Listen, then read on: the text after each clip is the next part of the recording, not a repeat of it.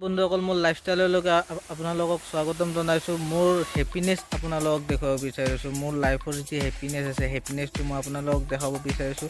যদি আপোনালোকৰ ভিডিঅ'টো ভাল লাগে আপোনালোকে লাইক কৰিব, ছাবস্ক্ৰাইব কৰিব। ধন্যবাদ। এতিয়া মই আপোনালোকক মোৰ নিজৰ যিটো হেপিনেছ আছে সেইটো আপোনালোকক দেখাম। এইটো হ'ল মোৰ হেপিনেছ। এইটো মেচিন মালিকে বিশ্বকৰ্মা পূজাৰ আগতে আনিছিলে। মই ধুনীয়াকৈ চাফা চুফা কৰি কিনে বিশ্বকৰ্মাত মালা চালা লগাইছোঁ। জাষ্ট মোৰ এইটোৱে হেপিনেছৰ, মোৰ এইটোৱে লাইফৰ, মোৰ এইটোৱে চব কুছৰ। একদম নতুন ব্ৰেণ্ড নিউ মেচিন হয় এইটো, চাই ল'ব পাৰে আপোনালোকে।